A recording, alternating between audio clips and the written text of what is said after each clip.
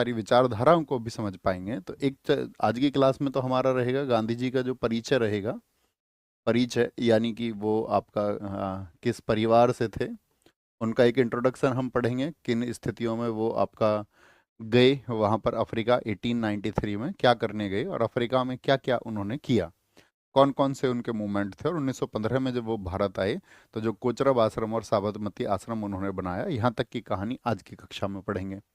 बात समझ में आई?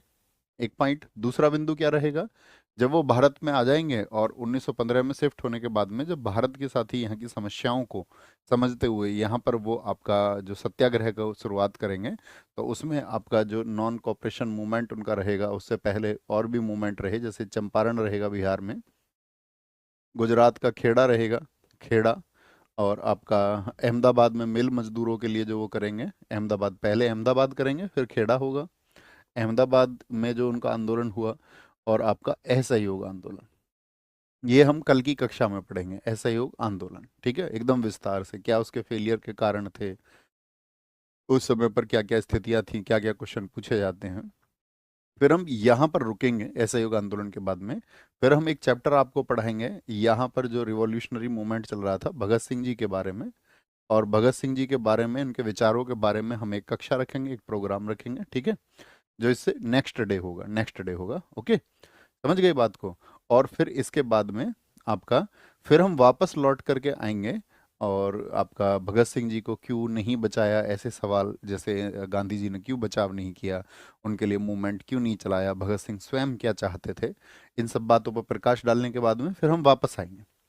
तो वापस आने के बाद में फिर हम यहाँ आपका दांडी मार्च से गांधी जी को शुरू करेंगे, दांडी मार्च से, ठीक है, दांडी मार्च को पढ़ेंगे हम, और दांडी मार्च के बाद में फिर आपका जो इस समय पर सविना अवज्ञा आंदोलन चल रहा था उन सबको पढ़ते हुए फिर गांधी जी की पूरी कार्यप्रणाली या उनके जो भी आंदोलन रहे उन पर प्रकाश डालेंगे, और भारत के बारे में वो क्या सोचते थे, क्या उनका व्यक्तित्व था, क्या विचारधारा थी, इन सबको समझेंगे। एक बार थम्स अप करें, आप समझ गए हैं हमारी जो अगली क्लासेस होंगी उनका पैटर्न क्या होगा। ऐसा नहीं होगा कि भाई गांधी जी को खत्म कर दो पहले, फिर तो वो रटने वाली बात हो जाएगी और आप घटनाक्रम को एकदम स्पष्ट तरीके से नहीं समझ पाएंगे। बात क्लियर है?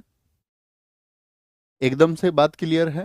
तो आज सबसे पहले हम गांधी जी के इंट्रो के बारे में पढ़ेंगे, उनका इंट्रोडक्शन पढ़ेंगे, ठीक है। तो पढ़ने के लिए तैयार हैं? लिखिए, हेडिंग बनाइए महात्मा गांधी, तो आराम से धीरे से समझेंगे तो सब कुछ एकदम से क्लियर होगा, कोई दिक्कत फिर नहीं होगी। महात्मा गांधी, महात्मा गांधी,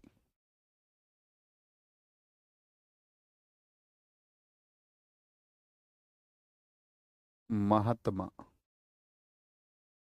गांधी।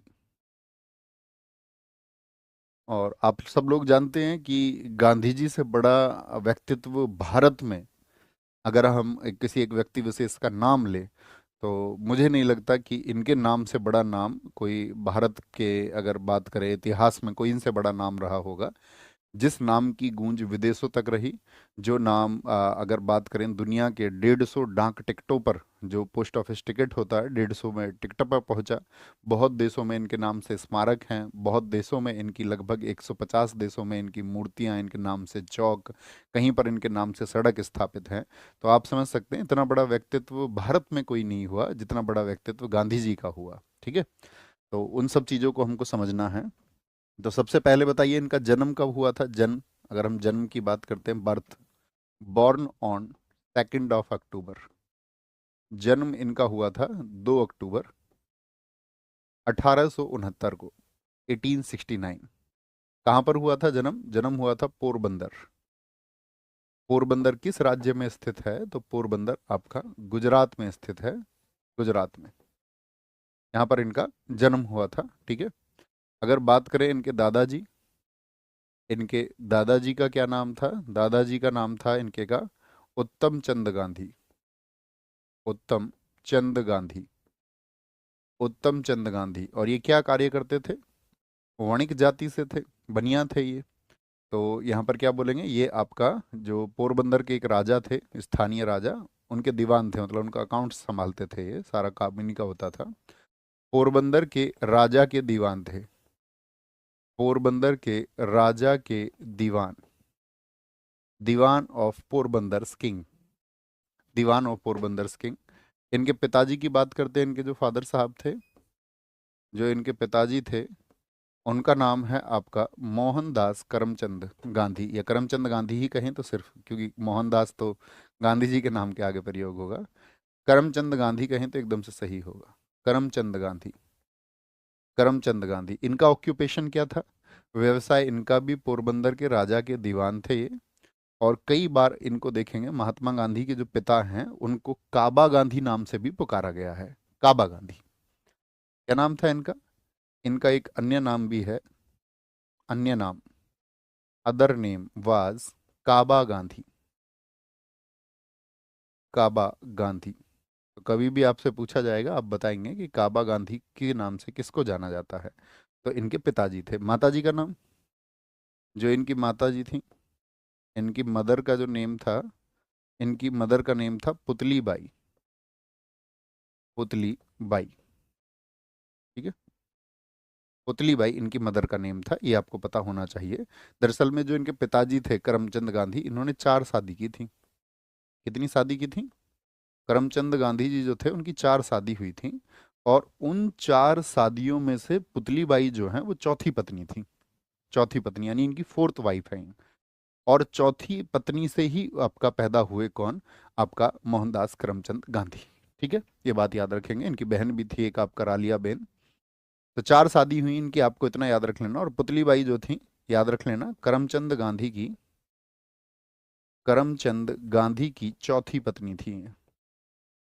करमचंद गांधी की फोर्थ वाइफ, चौथी पत्नी थी। चौथी पत्नी थी, ठीक है। ये इनकी माताजी हुई। इनके पुत्रों के नाम अगर बताएं, इनके कोई पुत्री नहीं थी। इनके जो पुत्रों के नाम हैं, नेम ऑफ सन्स, इनके पुत्रों के नाम, पहले पुत्र थे इनके हरीलाल। हरीलाल, ये इनके बेटे हैं हरीलाल, जिनका आप देखोगे गांधी जी से बहुत विवाद रहा। ठीक है, तो गांधी जी से बहुत विवाद का क्या मतलब है जी? ठीक है, पुत्रों से पहले इनकी पत्नी का नाम हमें आपको बताना चाहिए, सॉरी। ठीक है, पत्नी का नाम लिखें पहले, फिर आपको बताते हैं हम सारी कहानी। इनकी पत्नी का नाम लिख लीजिए, पत्नी का नाम, क्योंकि पुत्र तो बाद में आएंगे ना, पहले पत्नी आएंगी। कस्तूरबा गांधी। कस्तूरबा गांधी जो वहां के एक व्यापारी की बेटी थी, कस्तूरबा गांधी। और ये गांधी जी से 6 महीने बड़ी थी। 6 महीने बड़ी। 6 महीने बड़ी का मतलब समझ रहे हैं? यानी इनका भी जन्म 1869 में ही हुआ, लेकिन अप्रैल मंथ में हुआ था, अप्रैल के महीने में। और ये गांधी जी से 6 महीने बड़ी थी। तो जब शादी हो गई, और एक धनाढ्य परिवार से थी, वो भी एक व्यापारी परिवार से थी।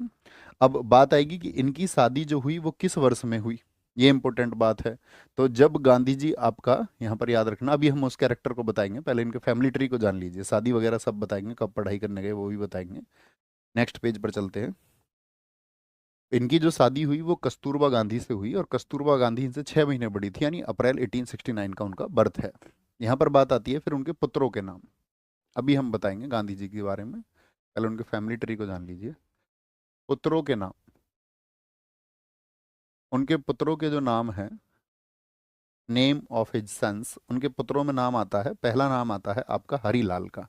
कितने पुत्र थे उनके? 4 पुत्र थे, 4, जिसमें पहला नाम आता है आपका हरीलाल का। हरीलाल, हरीलाल।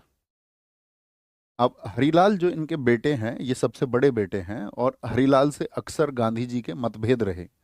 यानी कि होता है परिवार में कई बार बातें नहीं बन पाती हैं, बैलेंस नहीं बन पाता है।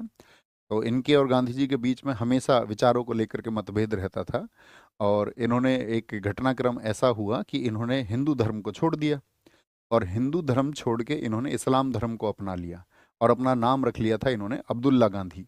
हालांकि इन्होंने जो अपना धर्म परिवर्तन किया था वह कुछ समय के लिए ही किया, और कुछ समय के बाद में वो आर्य समाजी बन गए, और फिर अंतिम समय तक वो आर्य समाजी रहे। तो आपसे प्रश्न पूछा जा सकता है, गांधी जी के कौन से पुत्र थे जिन्होंने अपना धर्म बदल करके इस्लाम को अपना लिया था? तो वो नाम है हरीलाल। क्या नाम है? हरीलाल। तो हरीलाल ने क्या किया, आपका याद रख लेना, ये याद रख लेना, 1930 में, 1930 में कुछ समय के लिए, कुछ समय के लिए इस्लाम धर्म अपना लिया था। कुछ समय के लिए इस्लाम धर्म इस्लाम धर्म अपना लिया था।